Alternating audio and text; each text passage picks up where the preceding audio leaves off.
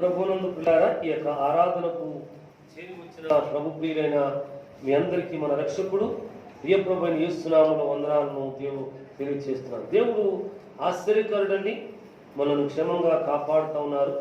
అందుకొరకు మనం ఎంతైనా దేవునికి స్థుతులను చెల్లించవలసినటువంటి వారంగా ఉంటున్నాం. దేవుని స్తోత్రాలు. గడిచిన వారంలో ప్రకటించిన రీతిగా ఆరాధనలు జయకరముగా జరిగినాయి. ఆ కుటుంబీకులు ఆ ప్రియుల కొరకు ప్రార్థన చేయడానికి దేవుడు దయ చూపించారు. మరి వారికి ఇక ముందు కూడా పెద్దలకు తోడుగా ఉండాలని భద్రపరచాలని మనం దేవుణ్ణి అడుగుదాం. దేవుని స్తోత్రాలు. ప్రభునందు పిల్లారా, మరి ప్రతి బుధవారం శనివారం దేవుని సన్నిధిలో ప్రార్థనలు జరుగుతున్నాయి. ఈ ఆరాధనకు ప్రభు ప్రియులు ఆహ్వానించబడుతున్నారు. నెల అంతా మనకు వచ్చాం. ఈరోజు 29వ దినం. ఇంకొక 2 రోజులు మాత్రమే మన ముందు ఉన్నాయి. ఈ 2 దినాల్లో దేవుడు మనం కాపాడుతూ మరి ఒక నెలలోనికి మనం నడిపించేస్తున్నాడు. అయితే మన కుటుంబాల్లో లేకుంటే మన ప్రియులలో మన బిడ్డల పక్షంగా జరగవలసిన మేలైన కార్యాలు, ఆశీర్వాద కార్యాలు, వాగ్దాన నెరవేర్పులు దేవుడు జరిగించాలి అని మనం దేవుణ్ణి అడిగేవారంగా ఉందాం. దేవుని స్తోత్రాలు. అలాగే ప్రతి నెల 2వ ఆదివారం ప్రభుని బాప్తిస్తం పొందిన ప్రభు ప్రియులమైనటువంటి మనం ప్రభు శరీరాన్ని రక్తాన్ని తీసుకుంటున్నామండి. అందుకొరకు సిద్ధపాటుగా నియామక దినాలుగా బుధవారం రాత్రి నుండి శనివారం రాత్రి వరకు మందిరంలో ప్రార్థన జరుగుతున్నాయి. ఈ ఆరాధనకు ప్రభు ప్రియులు తప్పక విధిగా పాల్గొనాలని ప్రేమపూర్వక ఆహ్వానాన్ని అందిస్తా ఉన్నాం. మంచిది. ప్రభునందు పిల్లారా, దేవుని యొక్క జీవ గ్రంథంలో దేవుని వాక్కులను మనం చదువుకోబోతున్నాం. యెషయా గ్రంథము 11వ అధ్యాయం 12వ వచనాన్ని మనం చదువుకుంటున్నామండి. జనములను పిలుచుటకు ఆయన ఒక ధ్వజము నిలబెట్టును. భ్రష్టులైపోయిన ఇశ్రాయేలీయులను పోగు చేయను. భూమి యొక్క 4 దిగంతముల నుండి చెదరిపోయిన యోధావారిని సమకూర్చును. దేవుడు ఈ పరిశుద్ధ వాక్కును మన వినికిడిలో అంగీకరించి దీవులను దయచేస్తారు కాక. ప్రార్థన చేసుకుంటున్నామండి. మహోన్నతమైన మా తండ్రి, పరిశుద్ధాత్మ దేవుడా, మీ పరిశుద్ధ నామం కొరకని స్తోత్రాలు చెల్లిస్తున్నాం. ఈ దినమందు నీ ప్రియబిడ్డలంగా మేము చేరి మిమ్మల్ని స్తుతించాము నాయన. ఒక వారాకు నీ వాక్కులు చదువుకునే ముందు ఒక నాయన మమ్మల్ని మేము నీ ప్రేమ గల హస్తాలు కాపు చెప్పుకున్నాం. మాతో మీరు ఉండండి. మీ సమాధాన ఆశీర్వాదాలతో మీ వాక్కులు ఇప్పించమని యేసు నామములో ప్రార్థిస్తున్నాం మా దేవుడా. మంచిది. ప్రభువునందు ప్రియులారా, ఈ అధ్యాయము నేను చదువుకున్నప్పుడు అనేక పర్యాలు చదువుకున్నట్లుగా గుర్తుంది. యెషయా గ్రంథం 11వ అధ్యాయము 1వ వచనాన్ని వాక్యోపదేశాల్లో సందర్భానుసారంగా మనం చదువుకున్నట్లుగా నాకు బాగా గుర్తుంది. 1వ వచనంలో భక్తుడు ప్రవక్త అంటాడు కదా, యెషయి మొద్దు నుండి చిగురు పుట్టును, దాని వేర్ల నుండి అంకురము ఎదిగి ఫలించును. దేవుని స్తోత్రం. ఈ రీతిగా చదువుకుంటూ సాగి వెళితే 9వ వచనం నా హృదయంలో మరి శ్రేష్టంగా ప్రభునందుకులారా నాకు తారసపడింది. లేకపోతే నా హృదయంలో మరి ఒక్కసారి చదివాను. ఈ వచనంలో చాలా మంచి మాట ఏమంటే, లోకము యెహోవాను గూర్చిన జ్ఞానముతో నిండియుండును. ఈ మాట 1-2 సార్లు నేను చదివాను. ఆ తనంతరం చదువుకుంటూ వచ్చేసరికి 12వ వచనం మరలా నాతో మాట్లాడింది. ఇవి చాలా శ్రేష్టమైన వాక్యాలు. ఇక్కడ అంటున్నాడు కదా, దాని వేరు నుండి అంకురము ఎదిగి ఫలించును. ఏమీ కనపడదు, కానీ దేవుడు తన తొలకరి వర్షాన్ని కురిపించినప్పుడు భూమిలో నుండి మొక్కలు పైకి ఎదుగుతాయి, ఉలుస్తాయి. నేను చెప్పాను చాలా సంవత్సరాల క్రితం ఎప్పుడో ఒకసారి. ప్రభునందుకులారా, మందిరం మూలన మోటు ఉండేటువంటిది.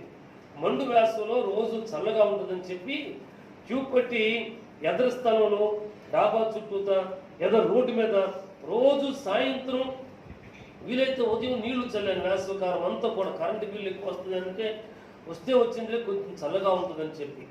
కానీ నీరు చల్లిన తర్వాత ఏప్రిల్ మే నెలంతా నీరు చల్లాను, ఇంటి మొక్క కూడా రాలేదు. మే నెల ముగింపులో ఒక పగలు రాత్రి తొలకరి వర్షం వచ్చింది. పెద్ద వర్షం కూడా కాదు, కుంభవృష్టి అంటారు అట్లా కాదు, దుక్కులు అని అంటారు అట్లా కాదు, మామూలుగా వర్షం కురిసి ఆగిపోయింది. సోమవారం పగలు రాత్రి తొలకరి వర్షం కురిసింది. మంగళవారం బుధవారం తెల్లవారుజాముకి ఉదయానికి ఆ ఎదరు స్థలమంతా రోడ్డు ప్రక్కన అంతా కూడా ఇంత పచ్చని మొక్కలు కనపడినాయి. అభినందుకున్నారా? తొలకరి వర్షము భూమి ఫలమునిస్తుంది అని అప్పుడు నాకు అర్థమైంది. అవును, దేవుని వాక్యంలో మనం చూసినట్లయితే మనము ప్రభువునందుకున్నారా దేవుని యొక్క సన్నిధానంలో ఉండిన మాట నిజమే, కృప పొందుతున్నటువంటి మాట నిజమే, చెదరిపోయిన వారముగా ఉండిపోతున్నాము, ప్రార్థించిన వారముగా ఉండిపోతున్నాము, ప్రభు వాగ్దానం కొరకు పోరాడిన వారముగా ఉండిపోతున్నాము. ప్రభువునందుకున్నారా దేవుని కృపను ఎరిగి 2 పడవల మీద అక్కడ ఇక్కడగా ఉండేటువంటి వారముగా ఉంటా ఉన్నాము. దేవుని కృపలో నమ్మకముగా వర్ధిల్లుతూ దేవుని యొక్క ఆశీర్వాదం కొరకు ఎదురు చూస్తున్నట్లుగా కనపడుతున్నాం. కానీ మన అంతరంగము మరి ఒక రీతిగా పనిచేస్తూ ఉంటుంది. అందుకు ఈ వచనం ఏమన్నంటే, అయ్యో నేను ప్రార్థన చేస్తూనే ఉన్నాను, ప్రార్థన ప్రత్యుత్తరం దొరకటం లేదంటానికి వీలు లేదు. ఒకవేళ దేవుని యొక్క సరిగా ఉండటం లేదు నాకు అనేది అంటానికి వీలు లేదు. అందుకు సమాధానం నాకు ఏం దొరికిందంటే, లోకము యెహోవాను గురించిన జ్ఞానముతో నిండి ఉండును. దేవుని యొక్క వాక్కు ఒక ప్రక్క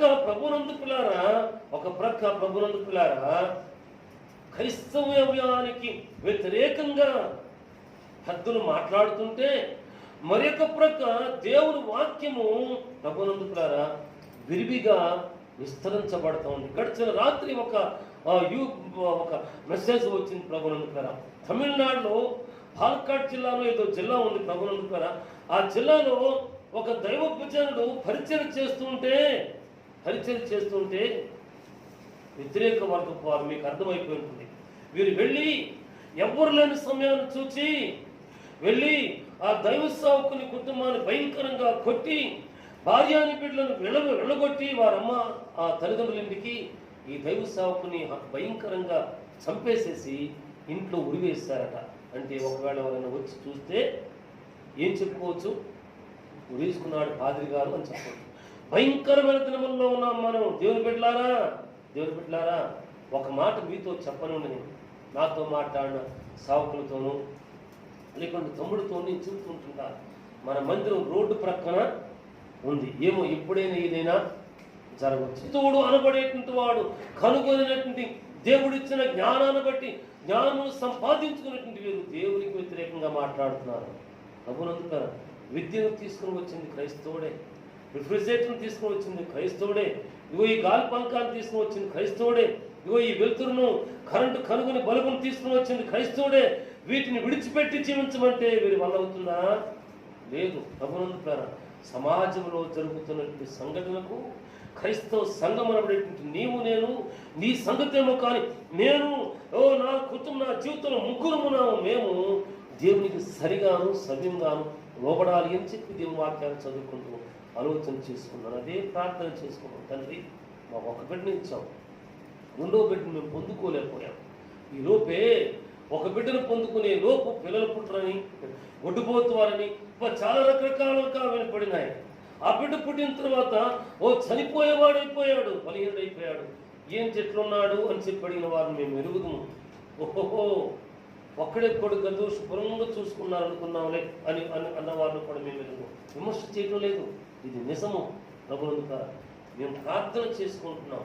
నాయన మేము నీ ప్రియబిడ్డలంగా మన చుట్టూ ఉన్న మంత్రకట్ల, తంత్రకట్ల, అంతరకట్ల, ద్రాత్రుల కట్ల, లోకాధిపతి కట్ల తెంచగలవాడు నీవే. నువ్వు ప్రార్థన చేయి. సమాజమే లోకము యెహోవాను గురించిన జ్ఞానంతో నిండి ఉంది. నిండి ఉన్నా కానీ దేవుని వ్యతిరేకి లోకాధిపతి అనేటువంటి వాడు, లూసిఫర్ అనేటువంటి వాడు కొంతమందిని లేవనెత్తి వాడుకుంటున్నాడు. అక్కడే మనం నిలబడవలసిన వారం కొడుతాం. క్రైస్తవ సంఘంగా, దేవుని జనాంగముగా, దేవుని ప్రియులంగా నిలబడవలసిన వారం కొడుతాం. దేవుని కొరకు నిలబడే ప్రియబిడ్డగా ఉన్నావా? లేకపోతే ఇటు అటు 2 తలంపుల మధ్య ఉన్నావా? 2 ఆలోచనల మధ్య ఉన్నావా? ప్రభునందుకులారా ప్రభునందుకులారా, రెండు ఆలోచనల మధ్య ఉంటే ఓ ప్రభునందుకులారా, ఆ దినమందు ఆ మహోన్నతుడు ఇచ్చే తీర్పు కొరకు నీవు ఎదురు చూడవలసిన అవస్థ అంతైనా ఉంది. పెద్దలు చెప్తుంటుంటారు ప్రభునందుకులారా, ఎవరెవరి గురించో చెప్పుకుంటూ ఉంటారు, అనేక ప్రాంతాలకు వెళుతుంటారు కదా, మాట్లాడుకునే ప్రభు ఫలానా వారా, ఓ ఇప్పుడు బాగానే ఉన్నారు కానీ దేవుడు తీర్పు కాలం ముందు చాలా లెక్క అప్పగించాల్సిన అవస్థ ఉందండి. అయ్యో అంత మాట అన్నారు ఏంటంటే, లేదు వారి జీవన యాత్ర ప్రార్థన వేరు, అడుగులు వేరు, మాటలు వేరు, తలంపులు వేరు, చూపు వేరు. దేవుని జనాంగమా అంటున్నాడు కదా, అన్యజనులను పిలుచుటకు ఒక ధ్వజాన్ని నిలబెడుతున్నాడట. రెండో భాగం అన్నాడు కదా, ఈ ప్రవక్త భ్రష్టులైపోయిన ఇశ్రాయేలీయులను పోగు చేయును.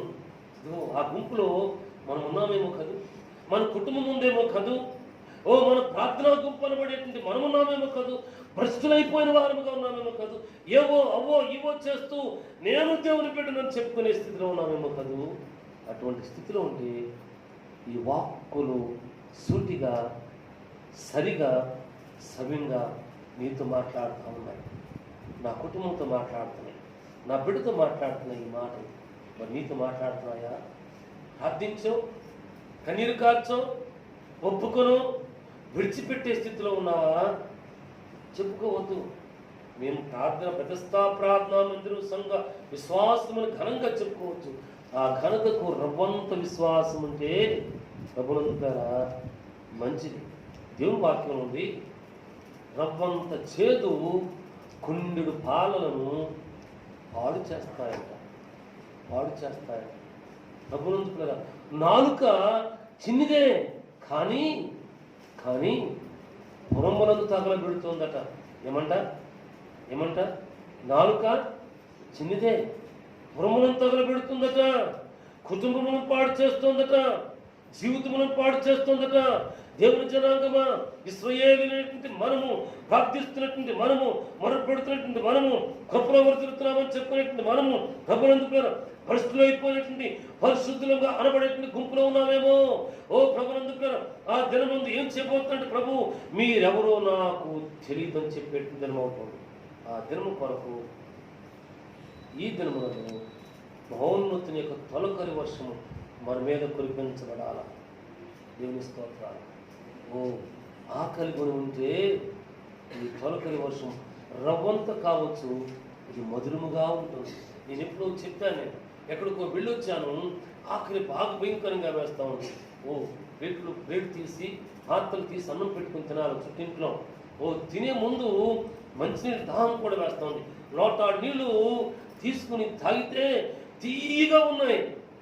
కొంచెం సేపు అయిన తర్వాత కూర్చుని ఆలోచన, ఎప్పుడు తాగే నీళ్ళు ఈరోజు తీయని ఏంటబ్బా అని ఆలోచన చేసుకుంటే, మినరల్ వాటర్ కాదవి, బోరు పంపులను వచ్చిన వాటర్ మీరు అవి. ఆకలి మీద దాహంతో ఉన్నాను కాబట్టి రోజు తాగే నీళ్ళే, కానీ ఈ నీరే తీయగా ఉన్నాయి. హల్లెలూయా. అవును, నీవు రోజు వినే వాక్యమే, రోజు చేసే ప్రార్థనే, రోజు ఆరాధన చేసే దేవుడే, రోజు చూసే దినగ్రంథమే, రోజు చదివే వాక్యమే. కానీ ఆకలి కొని ఉంటే, తృష్ణ కొని ఉంటే ఇది మధురముగా ఉంటుంది. భక్తులన్నాడు, నీ వాక్కులు దొరకగా నేను భుజించాను. అవి తేలికంటే, గుర్తున్న వారు చెప్పండి, తేలికంటే మధురముగా ఉన్నాయట. తీపి వేరు, మధురత వేరు. దేవుని బిడ్డలారా, భ్రష్టులైపోయినటువంటి సంతానంలో మనము ఉన్నామేమో ఒక్కసారి ఆలోచించి, యేసయ్యను గూర్చిన వార్త తెలియదు అనటానికి వీలు లేదు. లోకము యెహోవాను గూర్చిన జ్ఞానముతో నిండి ఉంది ప్రభునందుకులారా, నిండి ఉంది ప్రభునందుకులారా. దేవుని ఎరగని జనాంగమును దగ్గరకు వెళ్ళినప్పుడు హతమారుస్తూ ఉన్నారు. దేవుని ప్రియులారా, రాజస్థాన్కి నేను చదువుకున్న హిందుస్థాన్ బైబిల్ కళాశాల నుండి, మా కళాశాలలో పరిచర్య 4 సంవత్సరాలు అయిపోయిన తర్వాత మా కాలేజీ వ్యవస్థాపకులు కీర్తిశేషులు గుప్తాగా 4వ సంవత్సరం చదివేవారిని ముగించేవారిని రాజస్థాన్లో సేవ లేదు, మేఘాలయలో సేవ లేదు, ఒరిస్సాలో సావలేదు. సేవంతన ప్రాంతాలకు ఎవరు వెళ్తారు అని చెప్పి అడుగుతుండేవారట. అడుగుతుంటే మేము వెళ్తామని చెప్తే వారికి కొంత ఈవునిచ్చి మరి కొన్ని కరపత్రాలు ఇచ్చి పంపించేసేటువంటి వారట ప్రభునందుకులారా. అయితే ఒక సంవత్సరం మేబీ 60s లో ప్రభునందుకులారా ఇద్దరు వెళ్ళారు. కొన్నిసార్లు కొంతకాలం వార్తలు అందినాయి, ఉత్తరాలు వచ్చాయి. ఆ తర్వాత ఉత్తరాలు రాలేదు. ఏమైపోయిందని చెప్పి మా కళాశాల పెద్దలు వెళ్ళి ఆరా తీస్తే దొరకలేదు. పోలీస్ కేసు పెట్టి వచ్చారు. వీరు వచ్చేసిన తర్వాత నెల రోజులకి పోలీసు వారు కబురు చేశారు. ఏమనంటే మేము వెతగ్గా ఒక చోట రక్తవర్ణంతో ఉన్న వస్త్రాలు దొరికినాయి, ఇవి మీ పిల్లలు పట్టుబట్టలేమో చూసుకోండి అని చెప్పంటే మరలా వెళ్ళారు. వీళ్ళు చూసి అవును మా కాలేజీకి వచ్చినటువంటి బిడ్డలవే అని చెప్పారట. ప్రభునందుకు కొద్ది సంవత్సరాలు గడిచిన తర్వాత మేబీ 1 or 2 years అయిపోయిన తర్వాత కేరళ నుండి ఎంఏ థామస్ అనేటువంటి ఒక ఆయన 6 అడుగులు ఎత్తు పైన ఉంటాడు, మలయాళి. ప్రభునందుకులారా నేను వెళ్తానని చెప్పాడు. ప్రభునందుకులారా ఆయనతో పాటు ఇంకొక ఆయన కొలిన ఆయన తీసుకున్నారు, వెళ్ళారు. సమకూర్చారు. ప్రభునందుకులారా సమకూర్చారు, పరిచయం చేశారు, గొప్ప పరిచయం చేశారు. అనేక సంఘాలను స్థాపించగలిగారు. విద్య లేని పామరుల కొరకు విద్యను స్కూల్స్ ప్రారంభించారు. తల్లిదండ్రులు లేని వారి కొరకు ఆర్ఫనేజెస్ ప్రారంభించారు. ప్రభువును ఏసేపుని అడగని ఫరో వచ్చినట్లుగా ప్రభువుకు వ్యతిరేకంగా వచ్చిన వారు వచ్చిన తర్వాత అదే సంస్థను అదే దాసులను భయంకరంగా పట్టి హింసించటం ప్రారంభమైపోయింది. దేవుని బిడ్డలారా మనం సుఖంగా ఉన్నామనుకుంటున్నామేమో, సుఖంగా లేము. అపాయకరమైనటువంటి అంచులలో ఉన్న క్రైస్తవం సంఘము దేవుని దాసు అనబడేటువంటి వారు చాలా జాగ్రత్తగా ఉండాలి అని చెప్పి దాసులు చెప్పగా నేను విన్నాను. అవునయ్యా, మా మందిరం మరిమంతంగా రోడ్డు ప్రక్కన ఉండిపోయింది, ఎంతగా ప్రార్థన చేసుకోవాలో అని చెప్పి నేను మాట్లాడుకున్నాను. దేవుడికి ఇలాగా పరిశుభ్రైపోయినటువంటి ఇశ్రాయేలును పోగు చేస్తాడట. ఈ మహోన్నతులు పోగు చేయబడేటువంటి గుంపులో మనం ఉన్నామా? మన ఇంటిలో ఇప్పుడు అన్నిళ్ళలో గ్యాస్ స్టవ్ వచ్చినాయలే, కానీ మా చిన్నప్పుడు బాల్యంలో పొల్లులు ఏరుకొని వచ్చేవారు.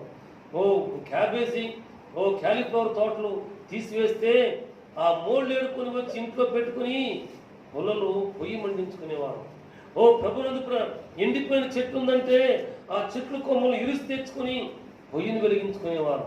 అవును, ఇప్పుడు భ్రష్టులైపోయిన దేవుని సంతానాన్ని ఈ మహోన్నతుడు పోగు చేయని ఉద్దేశించాడట.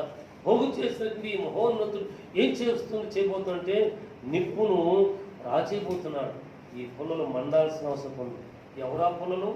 నీవు, నేనే.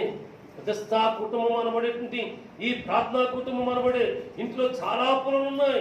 ఈ పుల్లలని పరమ తండ్రి పోగు చేసి నిప్పును అంటిస్తుంటే ఇది కుటుంబాలను, పట్టణాలను, జీవితాలను తగలబెట్టేమంట కాదు, కాల్చివేస్తామంట కాదు, బూడిద చేస్తామంట కాదు. ఇది ఆత్మను, ఆరిపోయిన ఆత్మను ప్రభునందు మండించి దేవుని కృపలో వెలిగించి అనేక నశించిపోయే వారిని దేవుని యొద్దకు నడిపించే మంట ఇది. హల్లెలూయా. ఆ పుల్లగాని ఉండాలని కోరితే దేవుని సన్నిధిలో ప్రార్థన చేయాలి. దేవుని సన్నిధిలో ఇప్పుడు మాత్రమే కాదు, ఈ వాక్యము, ఈ పరిశుద్ధాత్మ దేవుని మాటలు వినుచున్నంతసేపు ఇక ముందు ఏమైనా సరే అబద్ధం మానేయాలా, మోసం మానేయాలా, దగా మానేయాలా, వడ్డీలు మానేయాలా, ఇక్కడ మాటలు అక్కడ చిల్లంగి పనులు మానేయాలా, వాడిదేం లేదు వీడిదేం లేదు అని చెప్పిన మాటలు మానేయాలని క్షణికావేశం అనుకోబోకు. అనుకుంటే ఈ గుమ్మం దాటిన తర్వాత మరిచిపోయేది ఖాయం. మరలా నీ జీవితం నీదే, నీ అడుగులు నీవే, నీ మాటలు నీవే, నీ తలంపులు నీవే. ఈ పరిస్థితి నుండి విడుదల పొందడానికి సరైన స్థితిలోనికి రా. దేవుడు తన కృప చూపించి ప్రభునందుకులారా బాగు చేసేవాడుగా ఉన్నాడు. పాడైపోయిన స్థలాలు, పాడైపోయిన అంతరంగము. ఈ మధ్య నేను ప్రార్థన చేసుకుంటున్నాను, నాయనా చుట్టూ ఇనుప కంచెలు ఉన్నాయి, అంతర్తంత్రాలు కట్లు ఉన్నాయి, చాతబడులు కట్టులు ఉన్నాయి, లోకాధిపతులు అనబడేటువంటి వారు కట్లు ఉన్నాయి. కొంతమంది దేవుని బిడ్డలు ప్రార్థన చేసినప్పుడన్నా అయ్యా నువ్వు ఇట్లా కనపడిందని చెప్పిన సందర్భాలు నాకు గుర్తున్నాయి. వాటిని జ్ఞాపకం చేస్తున్నాడు పరమరక్షకుడు. ప్రార్థన చేయడానికి ఆ పరమరక్షకుడే నేర్పిస్తున్నాడు. నేను ప్రార్థనాపరుడు అనుకుంటున్నానేమో, కాదు కాదు కాదు కాదు. పరిశుద్ధాత్మ దేవుడు జ్ఞాపకం తీసుకుని వస్తున్నాడు. ఆ విషయం ప్రార్థన చేయడానికి నేర్పిస్తున్నాడు. మరి నీకు నీ జ్ఞానం ఉంది, వివేకం ఉంది. రోజులు గడియలు ప్రభునందుకులారా నిమిషాలు కూడా చెప్పేటువంటి ఎప్పుడెప్పుడో జ్ఞాపకం చేసుకుని చెప్పగల జ్ఞానం ఉంది, జ్ఞాపక శక్తి ఉంది. నీకు దేవుడు జ్ఞాపకం చేయడం కదా, జ్ఞాపకం చేస్తాడు. అయితే ఆయన చేత పోగు చేయబడి పుల్లగా నీవు లేవు, అందుకే నీకు జ్ఞాపకం రాట్లా. నీవు ఏరెత్తుకున్నావంటే నేను బాగానే ఉన్నా, ప్రార్థన చేస్తున్నా, దేవుని వాక్యాన్ని చదువుతున్నా. ఆ పుల్లగా ఉంటే ప్రభునందుకులారా, ఆ పుల్లగా ఉంటే పరిశుద్ధులుగా చేపట్టడానికి సమకూరుస్తున్నాడు. నిప్పు రాజేసేది ఎవరంటే దేవుడు, మనుషులు కాదు, మనుషులు కాదు. ప్రభునందుకులారా, ఈ దేవుడు నిప్పు రాజేస్తే ప్రభునందుకులారా ఆరిపోయిన ఆత్మీయ దీపం వెలుగుతుంది. ఆరిపోయిన కుటుంబాలు లేవనెత్తబడుతున్నాయి, అన్యులకు సమకూర్చబడుతున్నారు. పాడైపోయిన గృహాలని, పాడైపోయిన స్థలాల్ని, పాడైపోయిన మనుషులను దేవుడు సమకూర్చి సరిచేసేవాడు. ఆ గుంపులో ఉండటానికి మనం దేవుని వైపు చూచే వారంగా ఉన్నాం. దేవుని స్తోత్ర. ప్రభునందుతారా, దేవుని వాక్యంలో ఈ 12వ వచనం 2వ భాగం 3వ భాగం, భూమి యొక్క 4 దిగంతముల నుండి చెదిరిపోయిన యోధా వారిని సమకూర్చును. ప్రభునందుకులారా, ఇప్పుడు మనం ముచ్చరించుకున్నట్ల గుర్తు ఉంది నాకు. దేవుని స్తోత్ర. ఇశ్రాయేలు యొక్క గోత్రములలో యోధా గోత్రము పెద్దది, జ్యేష్ఠుడు యోధ అనే పేరుకు స్తుతి. ఈ స్తుతి చెల్లించాల్సిన గోత్రము చెదిరిపోయిందట. నాకేమి కాలా, అనుకున్న పని అవలేదు, అనుకున్న ఆశ నెరవేరలేదు, లేకపోతే నేను అనుకున్న బిడ్డ దీవించబడలేదు, ఇంకొకడే దీవించబడుతున్నాడనో, ఇంకో బిడ్డ వర్ధిల్లుతుందనో చెదిరిపోయిన స్థితిలో ఉన్నామేమో. అయితే భూమి యొక్క 4 దిగంతముల నుండి చెదిరిపోయిన యోధా వారిని, స్తుతి చెల్లించవలసిన ఈ సంతతిని, ఈ గోత్రపు వారిని దేవుడు సమకూరుస్తూ ఉన్నాడట. అవును కదా, ఆ గుంపులో సమకూర్చబడే వారిలో నీవు నేను ఉంటే ఎంత ఆశీర్వాదమో, ఎంత మేలో, ఎంత మేలో. ఎందుకు కానివారమే మనము, ఎందుకు కానివారమే మనము. శ్రమ వెంబడి శ్రమ, కీడు వెంబడి కీడు, వేదన వెంబడి వేదన, తొందర వెంబడి తొందర అనుభవిస్తున్నాము మనం. అయినా దేవుడు విడిచిపెట్టాడు. స్తుతి చెల్లించవలసిన యోధా జనాంగము శ్రమ చేతను, కీడు చేతను, వేదన చేతను, అవమానం చేతను, ఎగతాళి చేతను చెదిరిపోయిందంట. ఇక్కడ కూర్చున్న నా తమ్ముళ్ళు, నా కుమార్తె ఉండుంటారు, నా కుమారులు ఉండుంటారు, తమ్ముళ్ళు ఉంటారు, చెల్లెళ్ళు ఉంటారు, తల్లు ఉంటారు. ఒకళ్ళు నీకు ఏదైనా శ్రమ వచ్చిందా, వేదన వచ్చిందా, ప్రశ్నించబడ్డావా? అయితే ఒకేసారి 10 సార్లు 100 సార్లు అలా అన్న, ఇట్లా అన్నాడు నన్ను, అదే నాకు గుర్తుస్తూ ఉందని చెప్పి దిగులు పడుతున్నావా, ఆలోచించేస్తున్నావా? లేకపోతే ఫలానా చోటుకి వెళ్తుంటే ఫలానా పిల్లి ఎదురొచ్చింది, అదే నాకు కీడు తెచ్చిపెట్టిందని చెప్పి అనుకుంటున్నావా? స్తుతి చెల్లించే గుంపులున్నావుగా. ఇవి కాదు, వాటిని విడిచిపెడదాం. పౌలు భక్తుడు అన్నాడు, వెనుకున్న వాటిని విడిచిపెట్టి, అంటే మరిచిపోయి ముందున్న వాటి కొరకై వేగిరి పడమన్నాడు. ఇదిగో భూమి యొక్క 4 దిశల దిగంతముల నుండి చదిరిపోయిన యోధా వారిని ఈ మహోన్నతుడు సమకూరుస్తున్నట. ఒక మంచి పాఠం ఉంది. ఏ గుంపులో ఉన్నావో ఎరిగి తెలుసుకో, గుర్తెరిగి తెలుసుకో. ఈసారి పాటలు పుస్తకం వేసేటప్పుడు ఆ పాట సంపాదించి పెట్టుకున్నాను, మన పుస్తకంలో చేర్చాలని ఆశపడుతుంది. ఏ గుంపులో ఉన్నావో, ఏ గుంపులో ఉన్నావో, ఏ గుంపులో ఉన్నావో. ఇప్పుడు ఇంతకుముందు ముచ్చరించుకున్నాం కదా, అటువంటి రకరకాల గుంపులు ఉన్నాయి. ఇన్ని గుంపుల్లో కనుక ఉంటే ఆలోచన చేసుకుని, ఇదిగో ఈ మహోన్నతుని వైపు తిరుగు. ఓ ఈ సిలువ కొయ్యదే, కానీ నా యేసయ్య, నీ యేసయ్య, మన యేసయ్య ఆయన మరణించిన వాడు కాదు, మరణించిన మాట నిజమే, సజీవుడైపోయాడు అనే దానికి సాదృశ్యంగా ఖాళీ సిలువ ఉంది. ఇంకొక సజీవ సాక్ష్యం చెప్తాను. నేను 2017 శుభ శుక్రవారం నాడు హాస్పిటల్కి తీసుకుని వెళితే, ప్రభునందుకులారా, ఉదయాన్నే నన్ను మొదట చూసిన డాక్టర్ గారు, ఓ సత్యం గారు, రెండోసారి చూసిన ఆయన ఉదయాన్నే రాగానే ఆడపిల్లందరూ, నర్సులందరూ కూడా హ్యాపీ గుడ్ ఫ్రైడే అని చెప్పి సెకండ్లు ఇచ్చుకుని నమ్ముకున్నానంట. ఈ డాక్టర్ గారికి కోపం వచ్చిందో, ఇస్తుంది, అమ్మాయి మీ దేవుడు చచ్చిపోతే హ్యాపీ గుడ్ ఫ్రైడే ఏమిటి అమ్మాయి అని అడిగంట. లేదండి, మా దేవుడు చచ్చిపోయి తిరిగి లేచాడు, అందుకే మాకు ఇది శుభ శుక్రవారం, హ్యాపీ గుడ్ ఫ్రైడే అన్నమాట. అయిపోయింది. నన్ను తీసుకెళ్ళారు, సెలైన్ పెట్టారు. ఓ సాయంత్రానికి ఆయుష్కి పంపించారు స్కాన్కి, ఎంఆర్ఐ స్కాన్కి.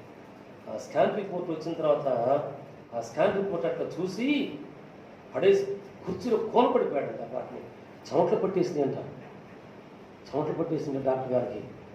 ఓహో, మీ దేవుడు నిజంగా గొప్ప దేవుడు, అందుకే బతికాడు. ఏంటి అని అంటే అప్పుడు చెప్పాట. ఈరోజు ఉదయం నేను వస్తే మా నర్సులు అన్నారు, మా దేవుడు చనిపోయి బ్రతికాడు, మా దేవుడు చనిపోయినవాడు కాదు. అందుకే అదిగో నేను పాస్టర్ గారు అన్నాడు, మీ దేవుడు నిజంగా ఈయనతో ఉన్నాడు, లేకపోతే ఈ పాటికి చనిపోవలసిన వాడు, లేకపోతే ఒక ప్రక్క కాళ్ళు చేతులు చచ్చిపడిపోవాల్సింది, లేకపోతే కనుచూపు లేకుండా అయిపోవాల్సింది. హల్లెలూయా. మన దేవుడు సజీవుడు, మన దేవుడు సమకూర్చేవాడు, విడిచిపెట్టేవాడు కాదు. ఇక్కడ అంటున్నాడు, భూమి యొక్క 4 దిగంతం 4 దిక్కుల నుండి చెదిరిపోయిన యోధావారిని సమకూరుస్తాడు. మన దేవుడు సమకూర్చేవాడు. ఓ నిప్పు రాజేసేవాడు. నువ్వు వెలగాలనుకుంటున్నావా? వెలుగును ప్రకాశింపచేయాలనుకుంటున్నావా? నువ్వు అయితే విడిచిపెట్టాలా. ఇప్పుడే ముచ్చించుకున్నామే, తలంపులు, ఆలోచనలు, ఎదురొచ్చినవి, మాట్లాడినవి, వినినవి అన్నిటిని విడిచిపెట్టి సమకూర్చబడే పనుల్లో ఉన్నాం. ఆయన వెలిగిస్తా. మన వంతు ఇక మండటమే. ఆయన వెలిగిస్తే ఆర్పివేయగలిగిన వాడు మరెవరు కూడా లేరు. ఈరోజు అడుగు, ఆయన నా కుటుంబాన్ని వెలిగించు, నా బిడ్డలు వెలిగించు. నేను కూడా ప్రార్థన చేస్తాను. ఆయన నా తమ్ముళ్ళు, నా చెల్లెములు, నేను నా కుమారులు అనే వారిని ఓ పనులుగా పోగేసి నువ్వు నిప్పు రాజేస్తామని వారు వెలిగించబడాలా. శ్రమ ఉంది నిజమే, అవమానం ఉంది నిజమే, ఎగతాళి ఉంది నిజమే, ఏవో తెలియని బలయంతులో తొందరలో ఏవో తరుముతున్నాయి నిజమే. వాటి నుండి విడుదలిప్పించి వెలిగించాయని నేను రాత్రి నేను తప్పకుండా ప్రార్థన చేస్తాను. ఆ దేవుడు, మన దేవుడు నాకు నేర్పిస్తాడు, నీకు నేర్పిస్తాడు. ఆ ప్రార్థన చేయి. దేవుడు విడిచిపెట్టేవాడు కాదు.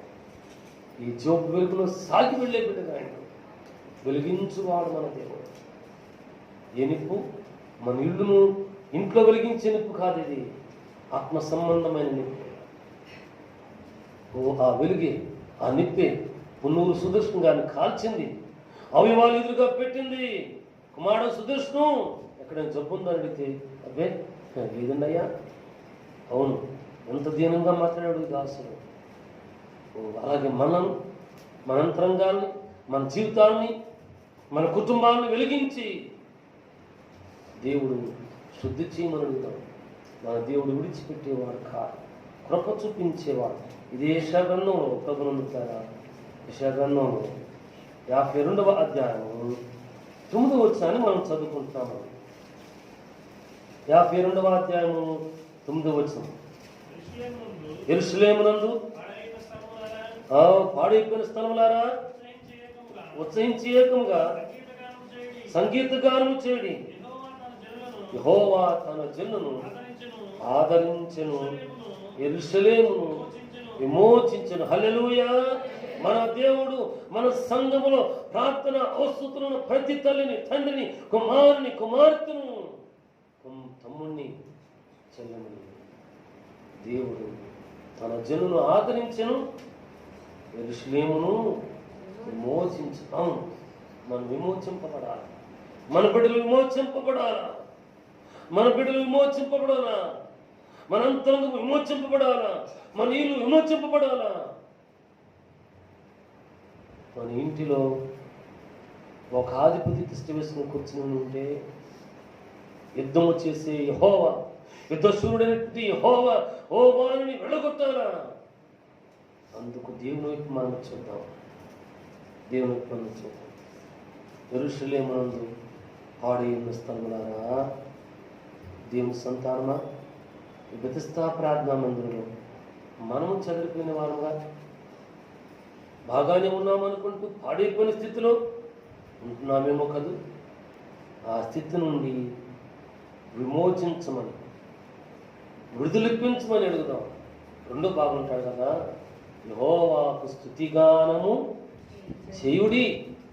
మనం ముచ్చరించుకున్నాం. యోధ అంటే స్తుతి చెల్లించేటువంటి గోత్రము చెదిరిపోయిందట. ఈ చెదిరిపోయిన గోత్రము వాళ్ళందరినీ కూడా సమకూరుస్తానని చెప్పాడు దేవుడు. మనల్ని సమకూర్చమని అడుగుదాం. మన సంఘంను సమకూర్చమని అడుగుదాం. మన కుటుంబాన్ని సమకూర్చమని అడుగుదాం. చల్లంగి మాటలు చెప్పేవారి మాటలకు లోపడకుండా ఉండాలని అడుగుకుందాం. దేవుని కృపను వెతుకుదాం. ఆయన ఆదరించేవాడు, విమోచించేవాడు. విమోచించే దేవుని దగ్గర నమ్మకముగా మనం ఉంటాం. దేవుని స్తోత్రాలు. ప్రభునందులారా, మరి యొక్క వాక్యము ప్రక్కనే 51వ అధ్యాయంలో, యెషయా గ్రంథము 51వ అధ్యాయంలో మంచి మాట ఉంది. ప్రభునందులారా, 3వ వచనం, యెహోవా సియోను ఆదరిస్తున్నాడు, దాని పాడైన స్థలములన్నిటినీ ఆదరించి, వినండి, అరణ్య స్థలములను ఏదేను వలె చేయుచున్నాడు. అరణ్య స్థలం అట. ఏముందండి అంతేడారే? కొంచెం కూడా మంచి కనపడటంలా, కొంచెం కూడా ఆధారం కనపడలేదయ్యా. అవును, నాతో చాలామంది ప్రియులు చెప్పిన మాట నిజమే, అన్న మాట నిజమే. ఆ మాట నిన్నప్పుడు నేను చాలా మారుమాతలుగా బాధపడ్డాను. అయ్యో, ఈ అమ్మగారు ఆదాయం ఏమీ దొరకలేదయ్యా, ఏం చేయాలో అర్థం కావట్లేదయ్యా అని చెప్పినప్పుడు కొంతమంది చెల్లెమ్మలు, కొంతమంది తమ్ముళ్ళు ఏంటన్నా ఆదాయం ఏం కనపట్ల, పిచ్చెక్కిపోతా ఉంది, ఇంటికి వెళ్ళబుద్ధి కాదు. అరే, ఇటువంటి మాటలు ఉన్నప్పుడు ఈ వాక్యం జ్ఞాపకం చేసుకున్నాం, చదువుకున్నాం. అవును కదా, ఫలానా బిడ్డ, ఫలానా తమ్ముడు, ఫలానా కుమార్తె, ఫలానా బిడ్డ, ఫలానమ్మ ఫోన్ చేసి ఏమీ దొరుకుతుందని చెప్పారు కదా. అవును అంటాడు కదా. ప్రభుత్వ అరణ్య స్థలములను ఏదేను వలె చేయుచున్నాడు. ఏదేను తోట అన్ని సమృద్ధులతో ఉన్నట్టుంది. ఆ సమృద్ధిలో అవ్వతో తర్వాత ఆదాము పొరపాటు చేయబట్టిన బట్టి వారు బయటికి పంపబడ్డారు. దేవుని పిల్లారా, దేవుడు ఏదోను అనేటువంటి మన జీవన యాత్రను దేవుడు మరలా మన జీవితాన్ని, అరణ్యముగా ఉంటే మన జీవితాన్ని ఏదేను మనం వల్ల చేయాలని మనం అనుకున్నాం. మన దేవుడు మనల్ని విడిచేవాడు కాదు, ఆయన ఆలకించేవాడు. వింటుకు ఆయన చెవులు మందము కాలేదు సుమా. హస్తము చాచి ముట్టడానికి ఆయన హస్తములు కురిచేనివి కాదు సుమా. కనులు తెరిచి చూడటానికి ఆయన నిద్రించేవాడు కాదు, కొనికి పాటుపడేవాడు కాదు సుమా. మన ప్రభు, మన రక్షకుడు గొప్పవాడు, ఆయన చూచుచున్న దేవుడు. అందుకే అరణ్య స్థలము మన జీవితాన్ని, మన కుటుంబాన్ని, మన ఇంటిని, మన బెతెస్దా ప్రార్థనా మందిరాన్ని ఏదేను అనుమూలే చేయమని అడుగుదాం.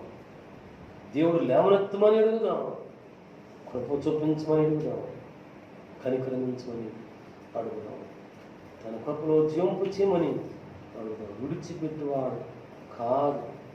అయితే దేవుని యొక్క సన్నిధిలో స్వతంత్రత, రక్షణ, సువార్త, శక్తి, మన కొరకు ప్రార్థించే సంఘము, ఓ ప్రభునందు తదనంతరము ఓ మనకు ప్రసాదించే ప్రత్యక్షత,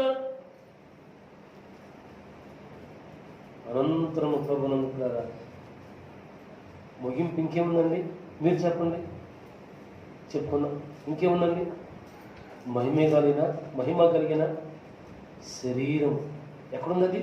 ఎక్కడ కాదు, అక్కడ. దాన్ని స్వతంత్రించుకోవడానికి దేవుని ప్రియంగా దేవుని మనం చూద్దాం. ఇప్పుడు దేవుని వాక్యంలో రోమీయులకు రాసిన పత్రిక 8వ అధ్యాయం త్వరగా ఒక్కొక్కరు ఒక్కొక్క వచనాన్ని చదవండి. రోమీయులకు రాసిన పత్రిక 8వ అధ్యాయం 21వ వచనాన్ని మనం చదువుకుంటున్నాం. ఎలాగనగా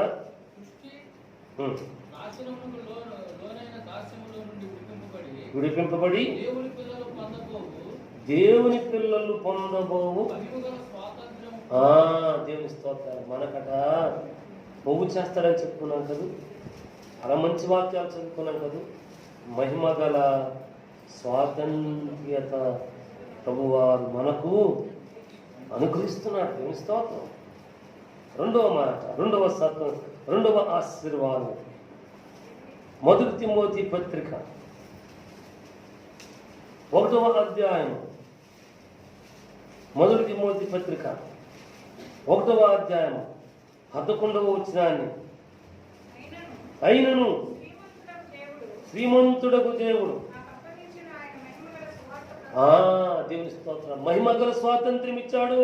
ప్రభునందు పేర మనకి ఇచ్చింది మహిమగల స్వార్థని ఇచ్చాడు. అంటే ఈ స్వార్థను దాచిపెట్టుకోమన్నా రుమాల్లో చుట్టి, లేకపోతే మన సేఫ్టీ లాకర్లో, ఇనుప బీరువాలోనో, ఫ్రిడ్జ్లోనో దేవుడు ఇచ్చింది మహిమగల స్వార్థ. దీన్ని జాగ్రత్తగా చల్లగా కాపాడుకుందామని ఫ్రిడ్జ్లో, డీప్ ఫ్రిడ్జ్లో దాచుకోమన్నా. కాదు కాదు కాదు కాదు ఈ సువార్తనే మనం పొందాంగా, దాన్ని పంచిపెట్టమని మౌనంగా ఉండొద్దు సుమా, మౌనంగా ఉండొద్దు సుమా. ఇప్పుడే ఒక ఇంగ్లీషు కాలం నేను చదివాను ఈ మధ్య, ఒక మ్యాగజైన్లో, చిన్న మ్యాగజైన్లో. ప్రభునందు 21-22 సంవత్సరాలకి ప్రభుత్వం క్రిస్టియన్ మ్యాగజైన్ అది. ప్రభునందు సన్సెస్ స్టార్ట్ అయింది ఏంటంటే తెలుగులో జనాభా లెక్కలు ఆ రాసిన పెద్ద ఆయన, ఆ కాలం రాసిన పెద్ద ఆయన రాస్తున్నాడు కదా, to the Christian society and to the church it's a big challenge. Why? Now the people will come out. Still if they are to be Hindus, they will say Hindus. If they want to come out, they will say, I'm a Christian, I'm converted, I'm baptized. ఇట్లా చాలా చాలా మంచి మాటలు రాశారు. Senses అంటే జనాభా లెక్కలు వచ్చినప్పుడు క్రైస్తవులుగా అయినటువంటి వారట, దేవుని రక్షణ పొందుకున్న వారట, దేవుని బిడ్డగానే దీన్ని జీవించాలి, శ్రమైన వేదనైనా ఏదైనా సరే. అప్పుడు మేము క్రైస్తవులు అయ్యామండి, ప్రభువుని నమ్ముకున్నాం, బాప్తిస్తాలు తీసుకున్నాం. వచ్చిన సెన్సెస్ వాళ్ళు ఇంకో మాట కూడా అడగొచ్చట. లోపాయకారిగా వారికి సెంట్రల్ గవర్నమెంట్ నుంచి ఆర్డర్స్ వచ్చిందంట, క్రైస్తవులు మంచి బాప్తిస్తం తీసుకున్నారా అని అడిగే ప్రశ్న కూడా పైకి రావచ్చు అని చెప్పి ఆ కాలంలో రాశారు. బాప్తిస్తం తీసుకున్నారా అని చెప్పి మాట కూడా అడగవచ్చట. అప్పుడు నిజముగా క్రైస్తవుడిగా ఉండగొరితే శ్రమ వచ్చినా, వేదన వచ్చినా, ప్రభుత్వం ద్వారా ఆ పథకం, ఈ పథకం, ఈ కాలము, ఆ కాలము రాకపోయినా సరే నేను దేవుని బిడ్డ ఉండగోరేవాడేమో, మేము దేవుని బిడ్డలో అవును బాప్తిస్తం తీసుకున్నాం అని చెప్తారట. ఎందుకు వచ్చిన గొడవ? గుడికి వెళ్ళినప్పుడు గుడిలో ఉంటాం కదా అనుకునేవారేమో ఏం చెప్పుకుంటారు? అదే చెప్పుకుంటారు. దేవుని పిల్లారా, మహిమగల సువార్తను అప్పగించాడు దేవుడు. పోగు చేసే దేవుడు, జ్ఞానం ఇచ్చే దేవుడు, మహిమగల సువార్తను మనకు ప్రసాదించాడు. దేవుని స్తోత్రాలు. ఈ సువార్తని పిలిచిన దేవుడు సంఘమును కూడా ఇచ్చాడట. దేవుని వాక్యంలో ప్రభునందుతారా ఎఫెసీయులకు రాసిన పత్రికలో 5వ అధ్యాయంలో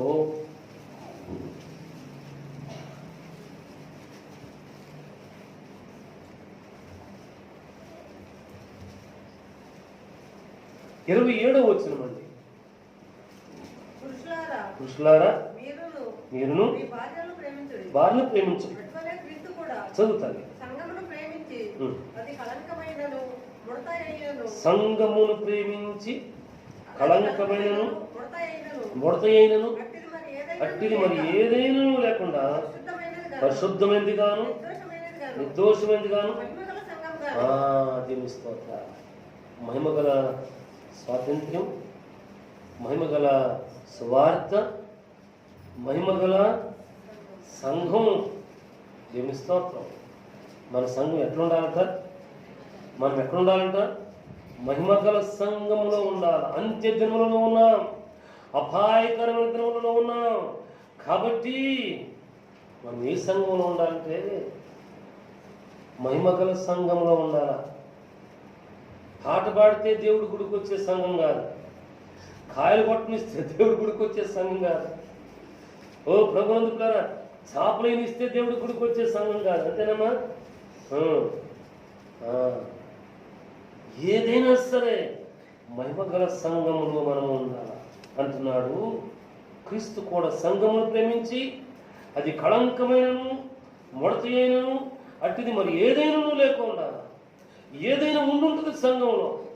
ఈ సంఘంలో ఏవేవో ఉన్నాయి, అవయవాలు అన్నీ ఉన్నాయి. నిజమే, ఈ అవయవాలన్నీ కూడా ఒక ఎత్తుకు ఉన్నాయా? వీళ్ళన్నీ ఉన్నాయి. వీళ్ళన్నీ ఒక ఎత్తులో ఉన్నాయా? లేదు. ఒకటి పెద్దది, ఒకటి పొట్టిది, ఇంకోటి కొంచెం పెద్దది, ఇంకోటి పొడుగుది, రకరకాలుగా ఉన్నాయి.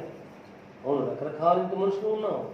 అయితే అంటున్నాడు కదా, ఇటువంటిదైనా సరే పరిశుద్ధమైనదిగా నిర్దోషమైనదిగా మహిమగల సంఘముగా ఉండడానికి నేను దీవించేవాడిని దేవుని శ్రమిస్తున్నాను. అవును, మహిమగల స్వాతంత్ర్యతను సంపాదించుకున్నాం, మహిమగల స్వార్థను సంపాదించుకున్నాం, మహిమగల సంఘములో మనము ఉందాం. అనంతరము మహిమగల శక్తిని కూడా సంపాదించుకుందాం. ఈ శక్తి గొప్పది. శ్రమ వస్తుంది, శ్రమలో దేవుని కొరకు నిలబడగలుగుతాం. వేదన వస్తుంది, ఈ వేదంలో దేవుని కొరకు నిలబడగలుగుతాం. కొలస్సీలకు రాసిన పత్రిక 1వ అధ్యాయము 12వ వచనము. కొలస్సీలకు రాసిన పత్రిక 1వ అధ్యాయము 12వ వచనం. అందుచేత ఈ సంగతి వినిన నాటి నుండి మేమును ప్రార్థన చేయటం మానక జ్ఞానము గలవారమును చిత్తమును పూర్ణముగా గ్రహించిన వారినైండి సఫలమగుచు దేవుని విషయమైన జ్ఞానమందు అభివృద్ధి పొందుచు అన్ని విషయములలో సంతోషపెట్టినట్లు నడుచుకొనవలనని ఆనందముతో కూడిన పూర్ణమైన ఓర్పును దీర్ఘశాంతము కనపరుచినట్లు. వినండి వినండి వినండి.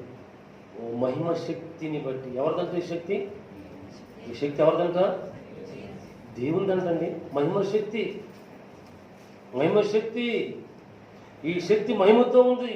ఈ శక్తిని ఓడించగలిగిన వాడు, ఎదిరించగలిగిన వాడు. సౌలా సౌలా, మునికోళ్ళకు ఎదురుతన్నుట సాధ్యమా అని అడిగితే సౌలు కూడా అడిగాడు, ప్రభా నువ్వు ఎవరయ్యా? అప్రయత్నంగా అడిగాడు. ధర్మశాస్త్రాన్ని చదివే ప్రియుడిగా ఉన్నాడు కాబట్టి ఎదుగైన నన్ను దర్శించేవాడు గుడ్డివానుగా చేసినట్టుంటినా, పడేసినట్టుంటినా నిజముగా ప్రభు అనుకున్నాడు. ప్రభా నీవు ఎవడవు అని అడిగాడు. ఈ ప్రభు నాడు, నేను నీవు హింసించుచున్నా యేసును. ఎంత మంచి సంభాషణ కాదు ఈ వాక్యాన్ని జ్ఞాపకం చేసుకున్నప్పుడు. అవును అబ్బా, ఇటువంటి సంభాషణ మనకు మన ప్రభువుకు దొరికితే ఎంత బాగుండో. కొంతమంది అంటూ ఉంటారు నాకు, అంటే చాలా చోట్ల వెళ్తుంటాను, దేవుడితో నేను ప్రార్థన చేయటం కాదండి, పోట్లాడతాను అంటారు. ఇప్పుడు చెప్పాను నేను, అమ్మో పోట్లాడతారు వీళ్ళు అని అనుకుంటున్నాను. ఏదన్నా ఇప్పుడు లేదులేండి, ఒక పెద్ద ఆయన ఉండేవాడు. అయ్యగారు మీకులాగా నాయన నాయన అని ప్రార్థించే వ్యక్తిను ప్రార్థన మోకరిస్తే కూర్చుంటేనో కూర్చుని ప్రార్థన చేస్తాను, నిలబడి ప్రార్థన చేస్తాను, నడుస్తూ ప్రార్థన చేస్తాను, మోకరించి ప్రార్థన చేస్తాను. అది పోట్లాడుతుంది నా పని. పోట్లాడితే దెబ్బ ఉంటే ఆయన అడిగినన్ని ఇచ్చేస్తాడంట. అమ్ము ఇంత భక్తి నా దగ్గర లేదే బాబు అనుకున్నాను.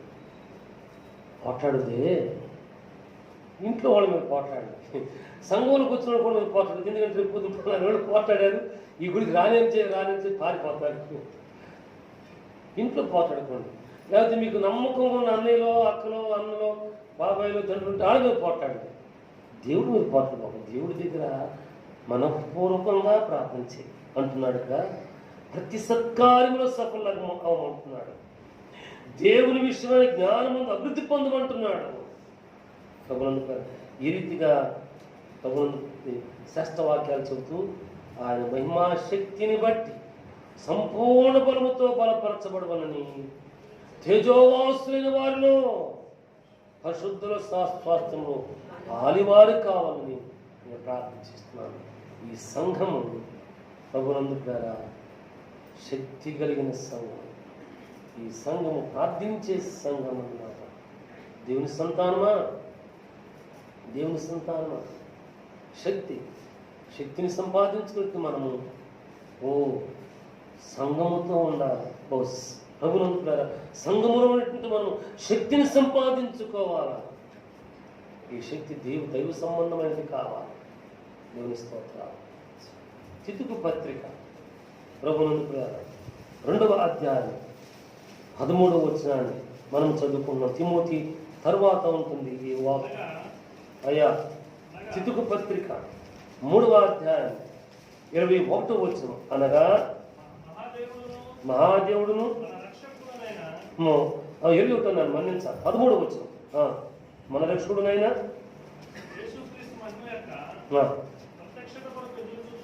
ప్రత్యక్షత కొరకు ఎదురు చూచు ఈ లోకములో స్వస్థ బుద్ధితో నానా. తితుకు పత్రిక 2వ అధ్యాయము 13వ వచనం, అనగా మహాదేవుడును మన రక్షకుడైన యేసుక్రీస్తు యొక్క మహిమ యొక్క ప్రత్యక్షత కొరకు. ఈ మాట కావాల్సింది. మహిమ యొక్క ప్రత్యక్షత దొరుకుతుందట. మనకు మహిమ యొక్క ప్రత్యక్షత దొరుకుతుందట. మహిమ కలిగిన ప్రత్యక్షతను దేవుడు మనకి ఇవ్వటానికి సంసిద్ధంగా ఉన్నాడు. అయితే దేవుని ప్రియంగా సాగి వెళదాం, దేవుని పట్ల సాగి వెళదాం. ఆఖరిగా ఇంకొక 2 ఉన్నాయి. మహిమగల శరీరం, మహిమగల పట్టణము. దేవుని స్తోత్రాలు. ఫిలిప్పీలకు రాసిన పత్రికలో 3వ అధ్యాయము 21వ వచనం, ఆఖరి వచనం అండి. సమస్తమును తనకు లోపరుచుకొనజాలని శక్తిని బట్టి ఆయన మన దీన శరీరము తన మహిమ గల శరీరమునకు సమరూపము గల దానిగా మార్చును. హల్లెలూయా. దేవుని స్తోత్రం. ప్రభునందు పిల్లారా, మహిమ గల శరీరముగా మార్చేస్తున్నాడట. ఈ శరీరమును ధరించుకున్నటువంటి మనము ప్రధాన దూత పౌర శబ్దంతో రాగానే మొదట ప్రభునందు మృతులైన వారు మహిమ శరీరము ధరించుకొని లేవనెత్తబడతారట. ఆ తర్వాత మాత్రమే సజీవులమైనట్టు మనము ఆయనతో పాటు ఎత్తబడతామట, ఆయన ఎదుర్కొంటామట. అవును, ఏది మంచిది ఇప్పుడు ఆలోచన చేసుకుని ఈ వాక్యం చదివినప్పుడే నాకు అనిపించింది. చాలామంది నాతో, అయ్యా ఏంటో ఈ కష్టాలు పడలేకపోతున్నాను అయ్యా, ఇప్పుడు చచ్చిపోతే ఎంత బాగుందంటారు. వీళ్ళు చనిపోలేదండి, బతిగా ఉన్నారు. అయితే ఇప్పుడు మహిమ శరీరంగా మార్చబడి ఈ బతుకున్న వాళ్ళకంటే ముందు ఆయన ఎదుర్కొంటూ అది గొప్ప. అది బతికి ఉండిలాక కాళ్ళు నొప్పుని, ముక్కు నొప్పుని, ఎండని వాడని, యాసంకాలం అని చెప్పుకుని అక్కడ వాళ్ళు వెళ్ళిపోయిన తర్వాత వెళ్ళటం గొప్ప. ఏది గొప్ప అనిపించింది? మీరు ప్రశ్న వేసుకుని వచ్చేవారు నాతో చెప్పండి. ఏది గొప్ప? చనిపోయి మహిమ శరీరంగా ఆయన ఎదుర్కొంటాం గొప్ప, బ్రతుకుంటే ఈ లోకంలో శ్రమలు, కష్టాలు, ఇరుకులు, అప్పులు, వడ్డీలు, ఇంకండి చక్కెర వడ్డీలు ఎదుర్కొంటాం గొప్ప. ఏది గొప్ప ఆలోచన చేసుకుని వచ్చేవారు నాకు చెప్పండి. సంఘం బయట చెప్పండి. ఎందుకంటే ప్రసంగం చేసేటప్పుడు పైగా చెప్పాలని నేను తను చేస్తే మళ్ళీ ప్రసంగం ఆగిపోతుంది కదా. మహిమ కల శరీరముగా, ఓ దేవుని స్తోత్రాలు, శరీరమును సమరూపముగా గలదానిగా మార్చేవాడు దేవుడు. ఆయన సన్నిధిలో నమ్మకంగా ఉన్నాం. దేవుని స్తోత్రం. ఆఖరిగా ప్రభునందు పిల్ల మహిమ గల పట్టణం ఒకటి ఉంది. ఇప్పుడు ప్రకటన గ్రంథంలోకి వస్తాం. యోహాను భక్తుడు, పద్మాసు ద్వీపవాసి అయిన యోహాను భక్తుడు మహిమగల పట్టణం గురించి సెలవిచ్చాడు. ప్రకటన గ్రంథం అండి 21వ అధ్యాయం అండి 10వ వచనం. ఆత్మవశుడై ఉన్న ఎత్తైన గొప్ప పర్వతం మీదకి కొనిపోయి యెరూషలేమును పరిశుద్ధ పట్టణము, దేవుని మహిమ గలదై ఉందట ఈ పట్టణం. యెరూషలేము అనే పరిశుద్ధ పట్టణం ఒకటి కనబడుతుందట నీకు. అది మహిమ గలదై పరలోకమందున్న దేవుని యొద్ద నుండి దిగి వచ్చుట నాకు చూపెను. అవును, ఈ మహిమ గల పట్టణమును స్వతంత్రించుకుంటానికి ఈ లోకములో భ్రష్టులైపోయిన ఇశ్రాయేలు సంతతి అనేటువంటి మనం పోగు చేయబడాలా. భూమి యొక్క 4 దిక్కుల నుండి చదిరిపోయిన యోధా జనాంగమైనటువంటి మనము, యోధా గోత్రికులమైనటువంటి మనము పోగు చేయబడాలా. దేవుని ప్రియుల, దేవుని సన్నిధిలో మహిమగల స్వాతంత్రత, మహిమగల స్వార్థ, మహిమగల సంఘము, మహిమగల శక్తి, మహిమగల ప్రత్యక్షత, మహిమగల శరీరము, ఆఖరిగా మహిమగల పట్టణము. ఓ ఎంత గొప్ప బాధ్యత మనకి. అయితే క్రైస్తవ సంఘం, క్రీస్తు దాసులు శ్రమలో ఉన్న ఈ శ్రమలో మనం నిలబడదాం. ఈ శ్రమలో దేవుని వైపు చూద్దాం. ఈ శ్రమలో దేవుని దగ్గర కన్నీరు కారుతాం. నాయన మేము మట్టి ఇటుగా ఉండదు, వాడుకు చొప్పున ఉండదయ్యా, మేము నీతోనే ఉండాలని అడుగుతాం. దేవుడు ఆర్థిక మనకు సహాయం చేస్తాడు, కృప చూపిస్తాడు. మహిమ శరీరము మంచిది. మహిమ గల శరీరం ధరించి లేవనెత్తబడటం గొప్పదా? ఈ లోకంలో కష్టాలు కన్నీరు అనుభవిస్తూ జీవించడం గొప్పదా? ఆలోచన చేసుకుందాం. దేవుని కృపను పొందుదాం. దేవుడి దిన వాక్యాలు మన కొరకు దీవించి తన కృపను జీవింపచేస్తాడు. అక్కడ ప్రార్థన చేసుకుంటున్నామండి. మహోన్నతుడైన మా తండ్రి, ఈ దినమందు మీరు మాకు ప్రసాదించి నీ కాదు శ్రేష్ఠ వాక్కులు పడుకుంటున్నాను. నేను మానమాత్రమయ్యా. ఇదో యోధా స్థుతి చెల్లించవలసిన యోధా గోత్రం చెదిరిపోయిందయ్యా. భ్రష్టులైన ఇశ్రాయేలీయులను సమకూర్చిన దేవుడు నేను కూడా గుంపులున్నాను తండ్రి. నా కుటుంబం ఆ రీతిగా ఉండకుండా నీ కొరకు వృద్ధులకు మాకు సహాయం దయచేయి. మీ దీవుల నుంచు, ఆస్వాదాల నుంచు బలపరచు. నువ్వు నాయన యూట్యూబ్ ఛానల్లో ఒకటి మాకు ఇప్పించాను. యూట్యూబ్ ద్వారా ఈ మాటలు, ఈ వాక్యం మీరు హెచ్చరికను, సూచనను, వారు లేవనెత్తబడే పరిస్థితిని కూడా ఇప్పించి మహిమ పొందండి. యేసునామములో ఈ వాక్కు మా కొరకు దీవెనకరంగా మార్చండి. స్తోత్రం చెల్లిస్తూ మమ్మల్ని ఉద్యమింప చేస్తున్నందుకు, మారుస్తున్నందుకు నీ స్తుతులు చెల్లిస్తూ, భక్తిహీనత నుండి చదిరిపోయిన బ్రతుకు నుంచి సమకూరుస్తున్నందుకు నీ స్తోత్రం చెల్లిస్తూ యేసునామములో ప్రార్థిస్తున్నాము. ఆమేన్.